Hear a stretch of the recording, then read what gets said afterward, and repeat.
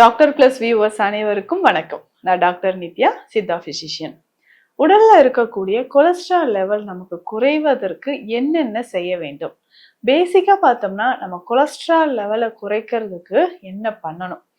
எதனால இந்த கொலஸ்ட்ரால் அப்படின்னு சொல்லக்கூடிய கொழுப்பு நம்ம உடல்ல அதிகமாகுது அப்படின்றத பார்க்கணும். கொழுப்பு லெவல் அதிகமாச்சுன்னா கொஞ்சம் கொஞ்சமாக நம்ம உடல்ல இயக்கங்களே குறைய ஆரம்பிச்சிடும். ஏன்னா இந்த கொழுப்பு அப்படின்னு சொல்ற இந்த விஷயம் நம்ம ரத்த நாளங்கள்லயும் சரி, அதுக்கப்புறம் கல்லீரல்லையும் சரி, நம்மளுடைய தசை பகுதிகளையும் அதிகமாக தேங்க ஆரம்பிச்சிடும். ஸோ இதுதான் நம்ம வந்து ஃபேட்டி லிவர் அப்படின்னு சொல்றோம், இல்ல அத்ரோஸ்க்ளிரோசிஸ் சொல்றோம்.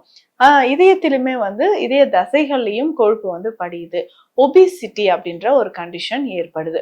ஸோ இந்த மாதிரி நம்ம உடல்ல கொழுப்பு அதிகமாகும் பொழுது, கொழுப்பு சத்து அதிகமாகும் போது உடலுக்கு நிறைய பாதிப்புகள், முக்கியமாக இது வந்து இதயம் தொடர்பான பிரச்சனைகள் இதுல அதிகமாக ஏற்படுது.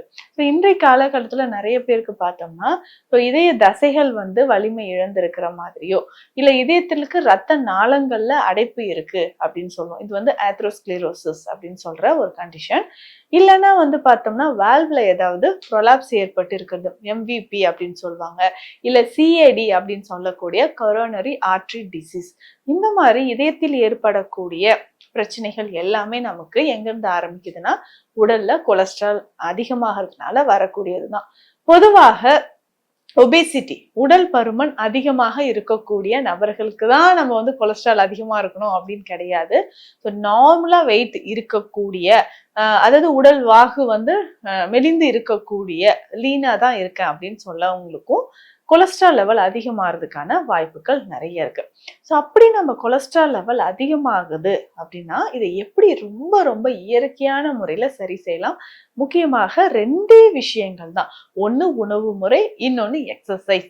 ஸோ இந்த எக்ஸசைஸ் அப்படின்னு சொல்ற விஷயம் தான் நிறைய பேருக்கு ஐயோ அதெல்லாம் முடியாது அப்படின்னு நம்ம நினைச்சுப்போம். ஆனா குறிப்பிட்ட கால அளவுக்கு நம்ம சில உடற்பயிற்சிகளை செய்யும்போது நல்லாவே நம்ம உடல் எடை குறையறது மட்டும் இல்லாம நம்ம உடல்ல அதிகமாக இருக்கக்கூடிய கொலஸ்ட்ரால் லெவலும் நமக்கு குறைய ஆரம்பிக்குது.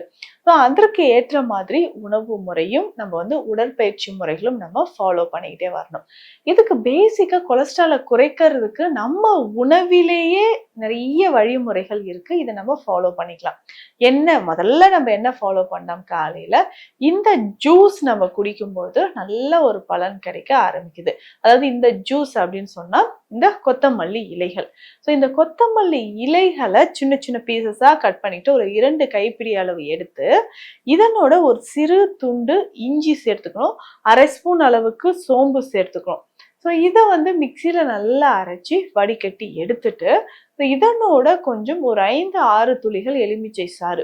ஸோ இதை வந்து நம்ம ரெடி பண்ணும்போது கொஞ்சம் வார்ம் வாட்டர், வெது வெதுப்பான தண்ணியை நம்ம பயன்படுத்தும் பொழுது அடிக்கடி நமக்கு இந்த சளி பிடிக்கல் தொந்தரவோ இல்லை சரியாமை பிரச்சனையோ குணமாக ஆரம்பிக்கும். ஸோ தொடர்ந்து வந்து நம்ம இதை பயன்படுத்திட்டு வரணும். காலையில வெறும் வயிற்றுல இந்த ஜூஸ் குடிக்கும்பொழுது இதனால பல நன்மைகள் நமக்கு கிடைக்க ஆரம்பிக்குது. முக்கியமாக இந்த கொலஸ்ட்ரால். ஸோ இந்த கொலஸ்ட்ரால் லெவலை குறைக்கிறதுக்கு நமக்கு கொத்தமல்லி இலைகள் மிக சிறந்த பலன் தரக்கூடியதாக அமைஞ்சிருக்கு.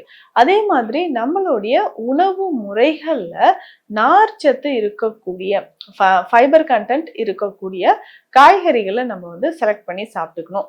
அந்த கொலஸ்ட்ராலை குறைக்கக்கூடிய காய்கறிகள் என்னென்ன சாப்பிடலாம் அப்படின்னு பார்த்தோம்னா இதுல ஃபர்ஸ்ட் வந்து முட்டைக்கோஸ் நமக்கு பயன்படுது. ஸோ கேபேஜ், ஸோ முட்டைக்கோஸ் வந்து உணவுல சேர்த்து சாப்பிடும்போது கொலஸ்ட்ரால் லெவல் குறைய ஆரம்பிக்குது.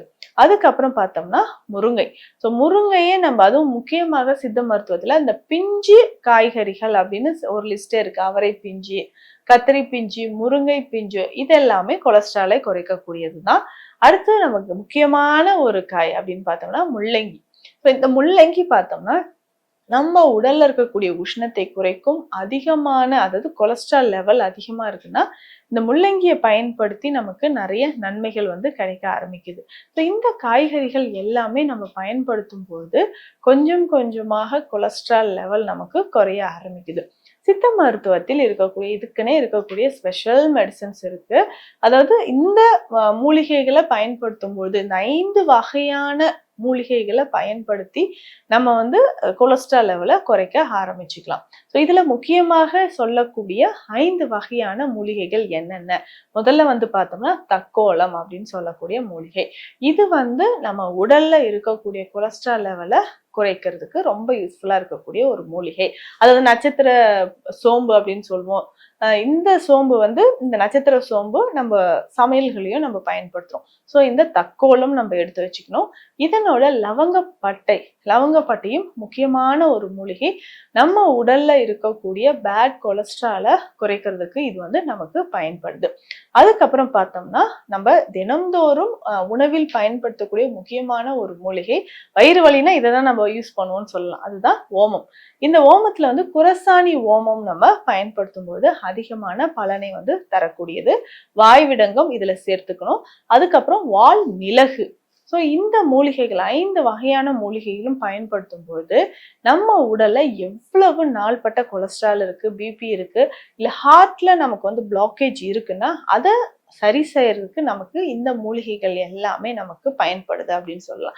ஸோ தொடர்ந்து இதை எப்படி பயன்படுத்தலாம்? இந்த மூலிகைகள் எல்லாமே சேர்த்து நம்ம பவுடரா சூரணமாக எடுத்து வச்சுக்கணும். இதை வந்து தினம்தோறும் எலுமிச்சை சாறுல கலந்து குடிக்கணும்.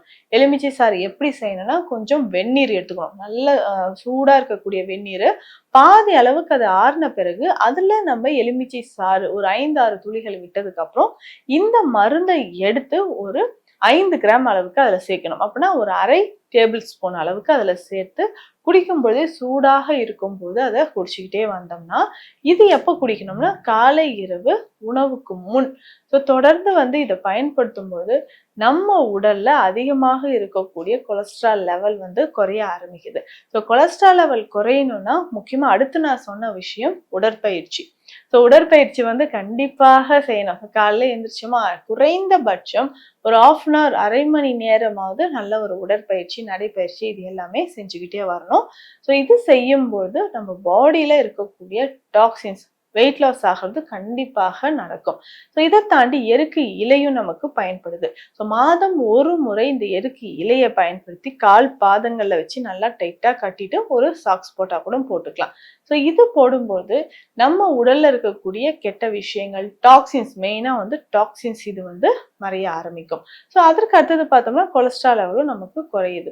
ஸோ இது எல்லாமே சின்ன சின்ன விஷயங்கள். இதை ஃபாலோ பண்ணும்பொழுது நம்ம இதயத்திற்கு பாதிப்பை தரக்கூடிய கொலஸ்ட்ரால், ஸோ இந்த ப்ராப்ளம் இருந்து கொஞ்சம் கொஞ்சமாக நம்ம விடுபடலாம். ஸோ இந்த பதிவு உங்களுக்கு பயனுள்ளதாக இருக்கும்னு நினைக்கிறேன். மீண்டும் அடுத்த பதிவில் சந்திக்கலாம். நன்றி.